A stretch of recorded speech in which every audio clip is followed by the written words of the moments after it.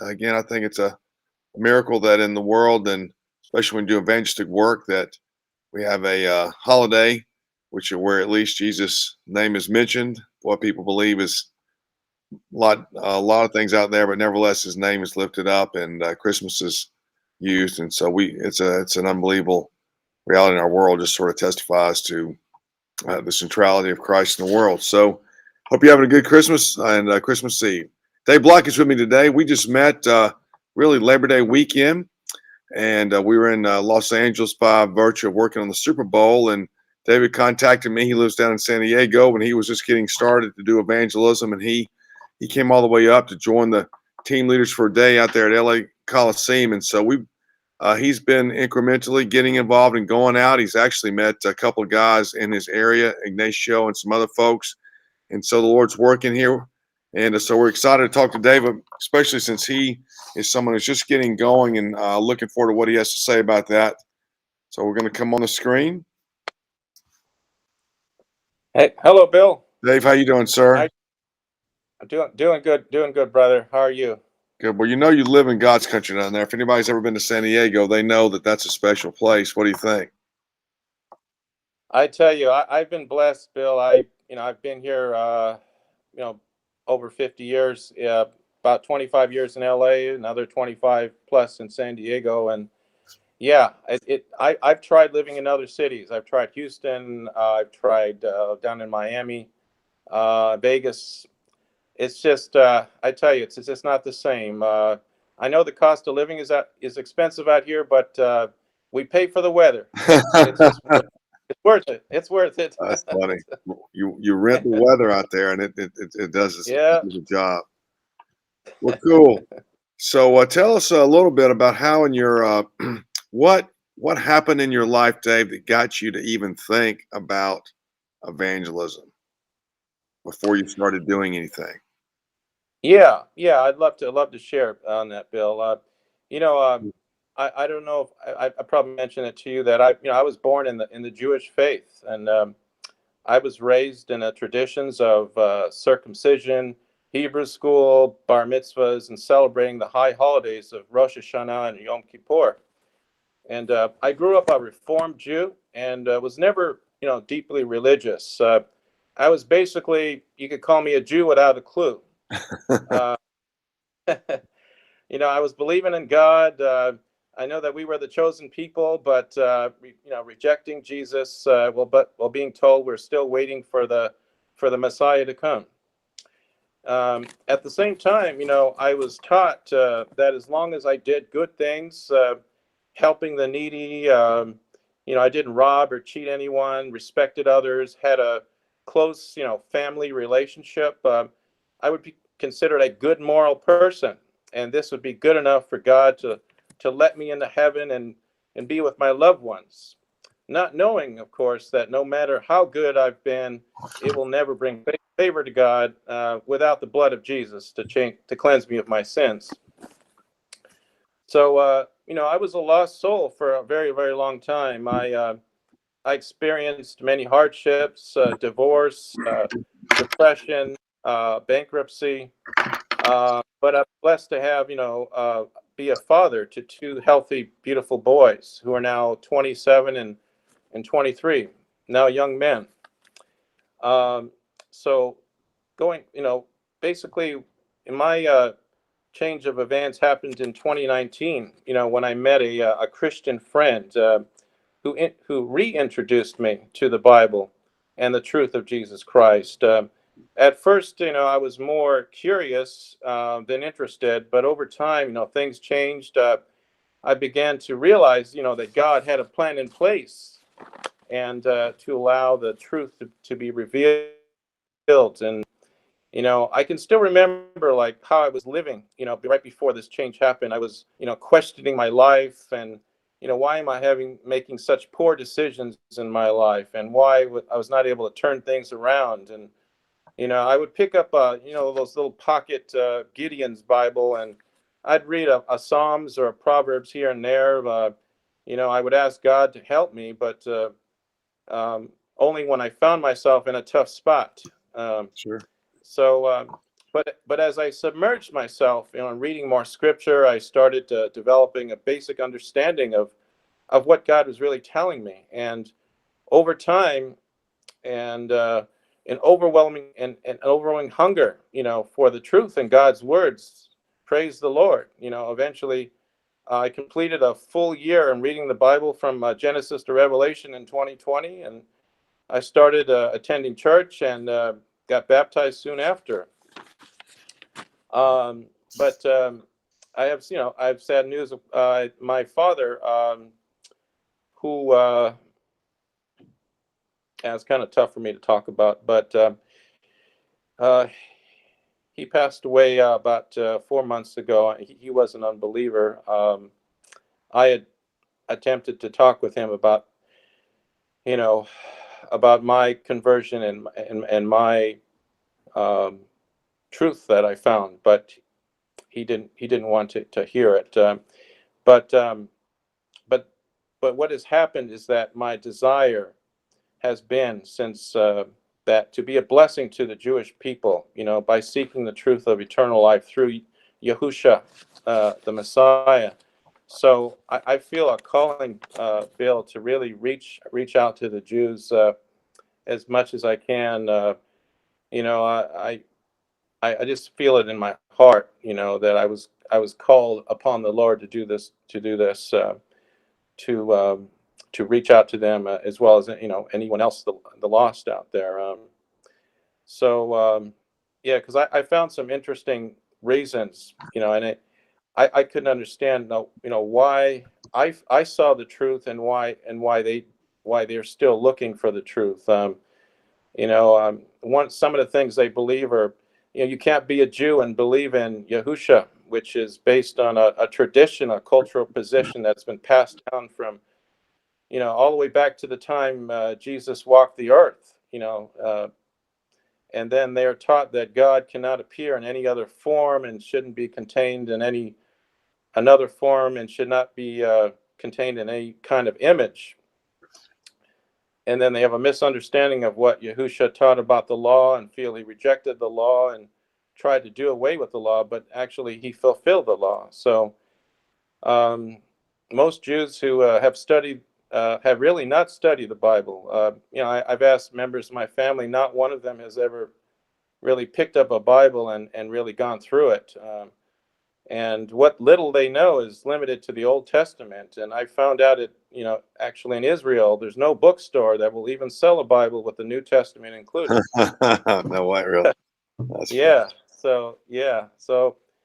Um, so I just feel like I have a calling, Bill, to reach out, and I just feel blessed that this is just such an amazing journey, and that I've been on, and I just want to share my passion and my truth with which is really God's truth, which is with as many lost souls as possible, especially reaching out to the Jewish people. Are there a lot of Jews in San Diego? There are quite a bit. There's a lot of temples and synagogues out here, and so yeah, there's definitely places. I'm just trying to think of how to handle it. But there are certainly a lot of places to go.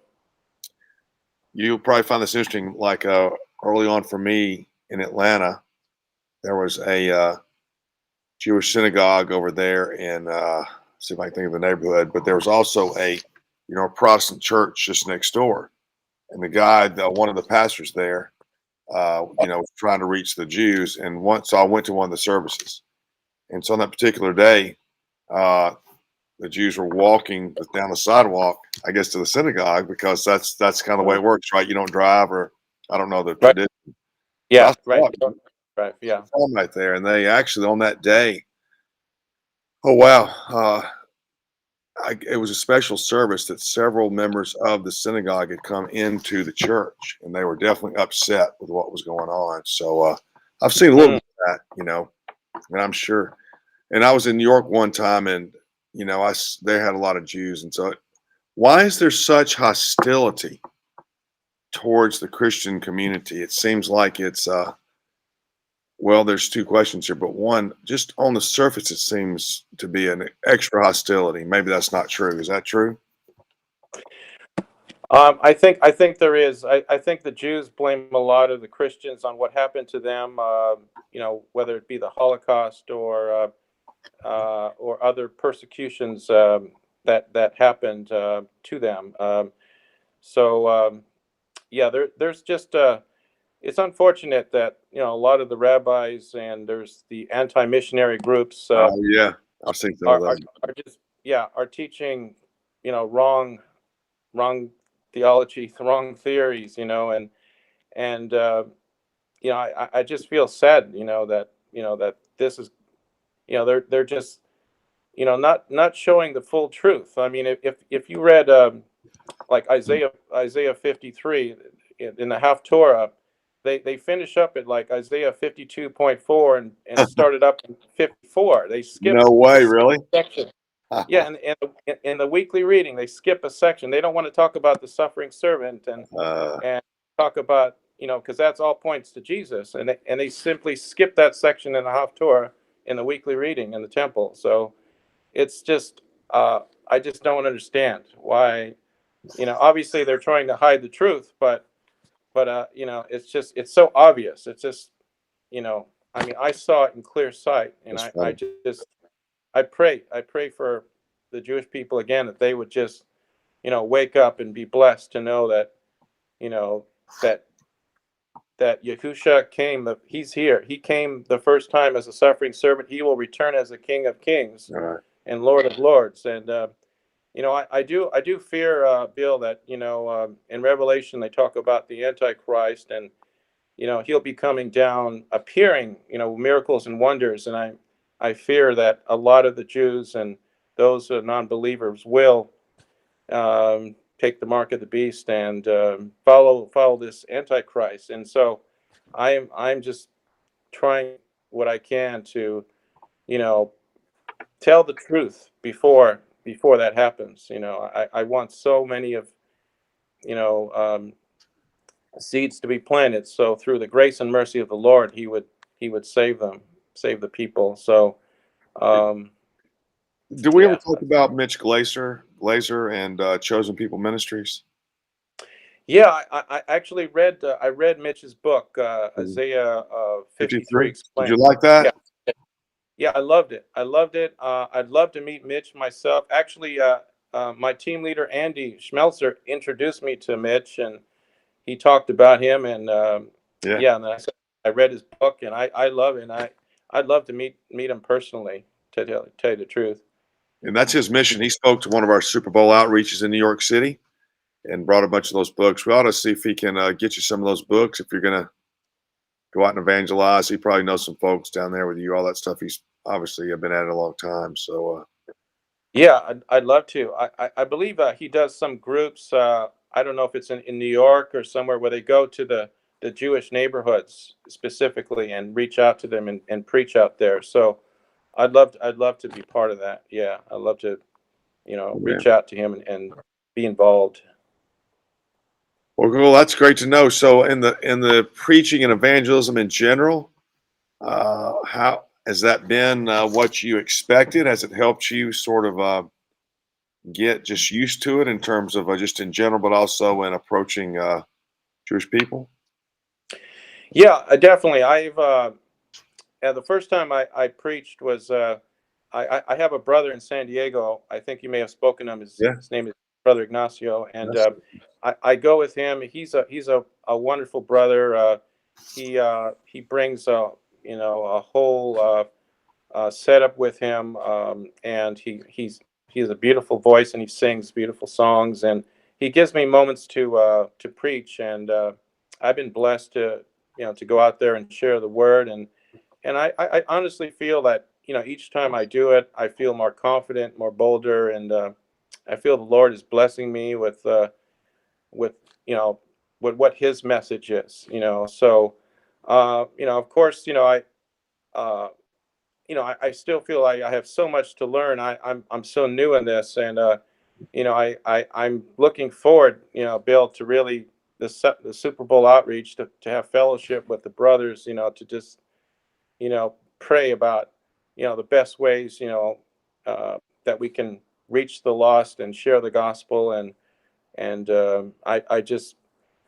can't wait, and um, I just feel like I have a calling to do this, but they're just, you know, I guess there's a hesitancy for me, like, to do it by myself at this time, but I am, like I said, I made a promise, especially to you that, and to the Lord, that I'll do the Holiday Bowl. But, Okay. I am a little bit, I don't know what the right word is, maybe nervous, but, or just, um,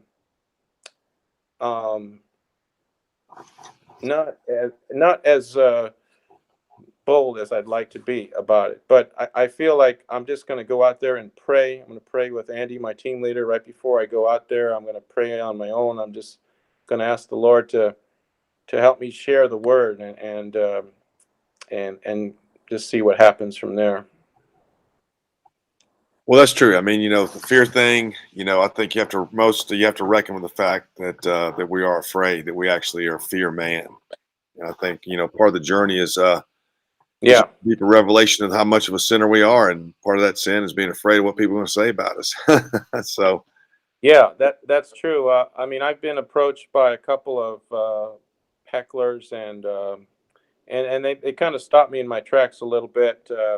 They asked me, to stop saying what I'm saying, and yeah, yeah, I got to admit that it got to me a little bit. So I just gotta, just believe, and continue to believe that I'm doing the Lord's work, and this is what I'm called to do. And I do feel this, Bill. I don't know if you feel the same way. I feel like when someone, especially a heckler, you know, says something very negative to you, I still feel in a way that they're being touched. Their heart is being touched, and oh, yeah. they don't like it. They may not like the way it's being touched, but I feel like a seed is being planted in there somewhere. So, um, because I could say the same thing. I remember maybe 10, 15 years ago, there was a preacher, that I completely ignored. It was, I believe, through a game, but maybe subconsciously, a seed was planted 10, 15 years ago, and I didn't even know. And now here I am, doing this. So it's like, it's amazing that even if people ignore me or ridicule me, some way, some form, I know the Lord is is blessing them somehow, and just making them conscious, that hey, this is for real. This is the truth. This is something that, the Lord wants. He doesn't want anyone to perish, and he wants people to take that free will gift and just show it to and give it up to the Lord, because there's no everything that happens, is an accident. There's a reason for everything. There's a reason for our existence. We all have a purpose in our life, and there's no accidents. So I just firmly believe that, um, that when people hear the word, like, it may not, register the first time. It may take 30 times or whatever it takes, but each seed, grows accordingly. So, and it may take, days, weeks, months, years before you see the truth. And in my case, it took many years. So, yeah, it's just amazing.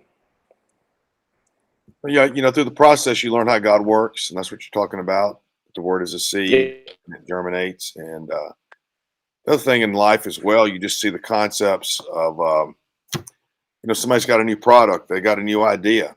They've got to start from zero, and they're going to get ridiculed, and people are going to tell them it don't work. And, yeah, look at, yeah, you know, I'm sure 1,000 people told Jeff Bezos he had a bad idea. So that's kind of the way yeah, life is.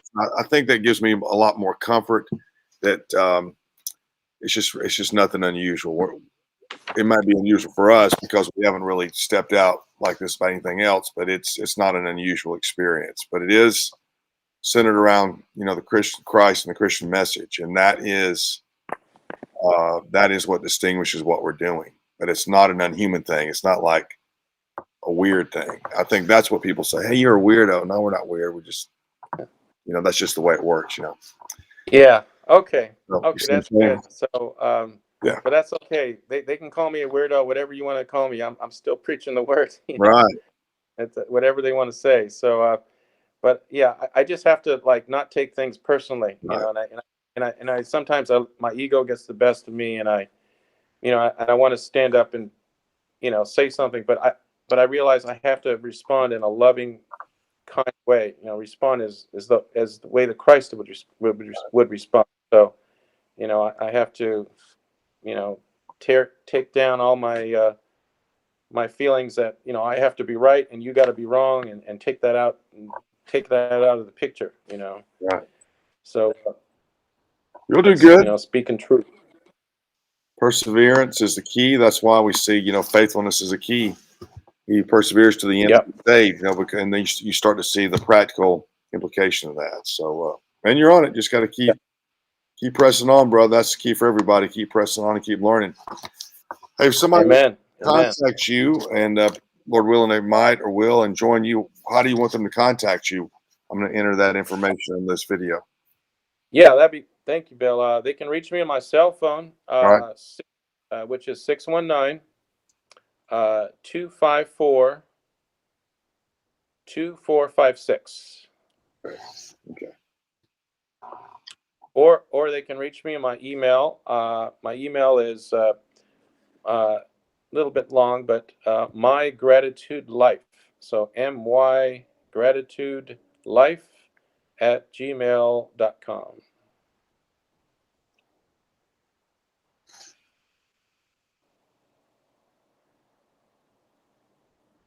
Okay, let's see.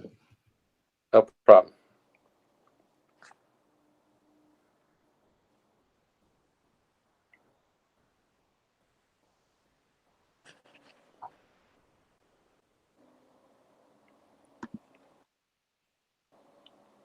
Fantastic. So, what would you in the new year? So, in terms of your evangelism, you've talked a lot. I mean, you've given a good big picture here. Is there one particular thing you would love to see happen, or you be able to do, say, in the first 3 to 6 months? Wow. Yeah, I mean, I'm like I said, I'm looking forward in February when we get together for the Super Bowl outreach, and what my prayers are, and I'm hoping the Lord has that plan for me. Is I'd love to be a full time evangelist. I really would, and currently, I do have a job. I work as a toll attendant actually, and here in San Diego, and it's a nice job. It great benefits, and I'm blessed to have it. It gives me a lot of downtime to be in the Word and pray in the booth. So, but I really, really, really would hope that one day the Lord will bless me with an opportunity to really evangelize on a full time basis and just spread the word. I just feel like whatever time I got left, I want to share the good news, with Yeah, as man. many souls as possible, and that's what I'm hoping for and praying for, um, and I just I look forward to that, and also as far as the Holiday Bowl, I would like to say I welcome any brothers would love to join me. If you're in the San Diego area, please get in touch with me. This is something that I haven't done before in terms of preaching by myself, but I'm going to do it. And but any of those that are watching and would love to you know be involved, please get in touch with me. Okay. All right, Dave. Last question. If someone watching or watch this later, and they're like you, they have an evangelistic interest but haven't started, what is your primary suggestion for them to get started? I would say you know you really have to just really take a moment and really be deep in prayer, because as I stated before, Bill, I was lost for the longest time. I really, my life was in disarray, things weren't happening. I was having problem after problem, and and going through the cycle of insanity. Trying to expect different results, and with the same things over and over again. So I knew I had to change something. Something had to change. So I just feel that you just have to just realize that tomorrow is never promised. We're only here for a short time.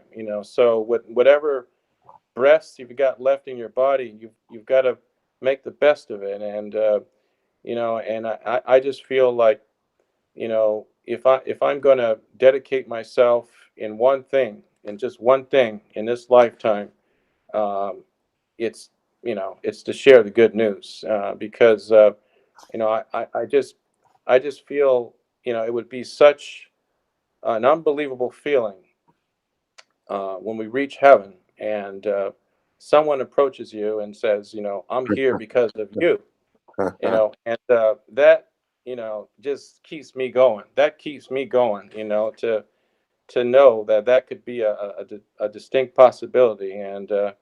And so I just feel like praying on it is so important. Just pray in your heart what's important to you, and if the Lord uh, blesses you with the gift of evangelism, please do that. Otherwise, you may have another gift. I feel like my one-on-ones are very strong too. I love to minister to others and pray for others, and I feel I may have that gift as well. So, but we'll never know unless you really ask the Lord directly, to help you and guide you, and show you, you know, the gifts that are within you that have been maybe hiding inside you for so long. And that's been my case. It was all about me before. It was just about what can I do to satisfy myself. And now it's all for the glory of the Lord, and it's changed. My whole life has changed. My outlook has changed. The way I look at things. It's I can't describe how my life has changed since my attitude and the way I think is so differently now. So just good things are happening in my life by just changing your mentality. So I that's what I ask, is that people just look themselves in a mirror and just be real with themselves, and know that you know it's just you get one shot at this, so make it a good one. So All right, man. Well, Dave, good job. That was great. Okay, have a great day, thank and you, Bill. good time with You your as well. mom, and we'll look forward to hearing how it goes at the Holiday Bowl. Absolutely, I will let you know, Bill. Thank you so All right, much. take care. All right, friends, what great words from Dave Block. Just getting rolling here, about 6 months into this, and so he's taking steps forward every day. So hopefully you're inspired to do the same or get started. And Heath knows these things. We all know these things. It is interesting enough that it's a one foot in front of the other kind of life, and it's if you look at well-known ministers, their ministries really begin to flourish at the end of their life after 20, 30 years. So it takes a long time. This is not something you can microwave. So Dave's suggestions to get started and stay with it are perfect. Listen, you guys, have a great Christmas Eve. And remember, life is but a vapor, and get out there and preach the gospel. See you.